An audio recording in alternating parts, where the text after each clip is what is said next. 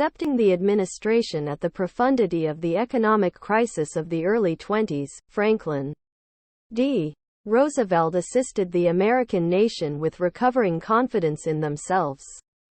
He brought trust as he guaranteed speedy, fiery activity, and attested in his debut address, and quote, "The main thing we need to fear will be dread itself," and quote, brought into the world in 1882 at Hyde Park, New York, now a public noteworthy site. He went to Harvard College and Columbia Graduate School.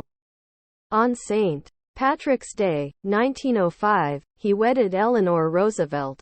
Following the case of his fifth cousin, President Theodore Roosevelt, whom he enormously respected, Franklin D. Roosevelt entered public help through legislative issues, yet as a leftist.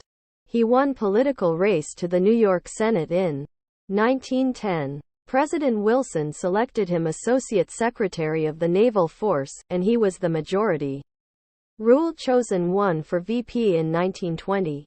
In the mid-year of 1921, when he was 39, catastrophe hit. He was blasted with poliomyelitis.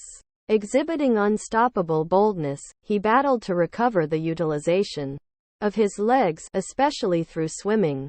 At the 1924 Majority Rule show, he decisively showed up on supports to assign Alfred E. Smith as in quote, "the cheerful hero," and quote. In 1928 Roosevelt became legislative head of New York.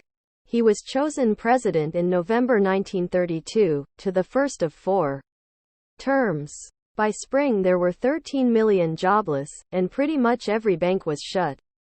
In his initial end quote, 100 days end quote, he proposed, and Congress sanctioned, a general program to carry recuperation to business and horticulture, help to the jobless and to those at risk for losing ranches and homes, and change, particularly through the foundation of the Tennessee Valley Authority. By 1935 the country had accomplished some proportion of recuperation, yet financial specialists and investors were turning increasingly more against Roosevelt's new arrangement program. They dreaded his analyses, were horrified on the grounds that he had taken the country off the highest quality level and permitted shortfalls in the spending plan, and detested the concessions to work. Roosevelt answered with another program of change, government-managed retirement, heavier charges on the well-off, new powers over banks and public utilities, and a huge work alleviation program for the unemployed. In 1936 he was reappointed overwhelmingly. Feeling he was outfitted with a famous command, he looked for regulation to expand the High Court, which had been negating key new arrangement measures.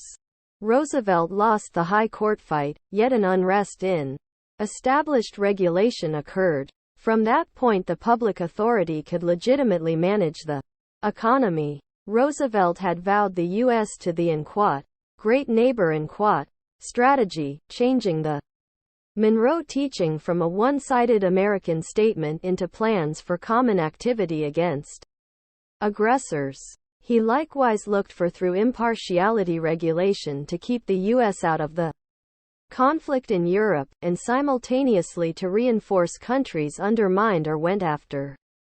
At the point when France fell and Britain went under attack in 1940, he started to send extraordinary England all conceivable guide shy of real military association. At the point when the Japanese went after Pearl Harbor on December 7, 1941, Roosevelt coordinated association of the countries' labor and assets for worldwide conflict. Feeling that the future tranquility of the world would rely on relations between the U.S. and Russia, he gave a lot of thought to the preparation of a unified countries, wherein, he trusted, global challenges could be settled. As the conflict attracted to a nearby, Roosevelt's well-being decayed, and on April 12, 1945, while at Warm Springs, Georgia, he passed on from a cerebral drain.